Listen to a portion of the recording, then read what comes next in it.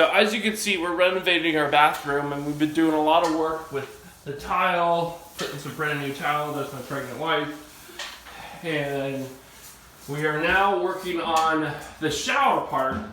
And if you've gone through this and you're putting in the backsplash, and you notice that the thinset comes through the shower, it comes through the little areas.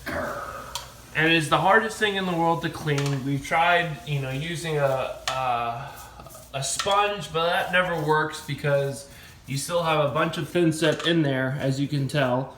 And we're wondering what the best way to do. And then we came up with this. Who came up with it?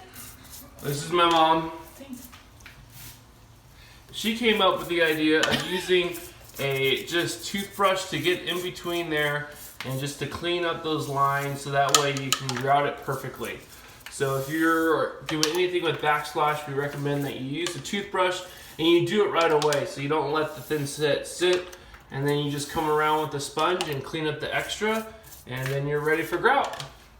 That is our little tip for cleaning up the grout with a toothbrush.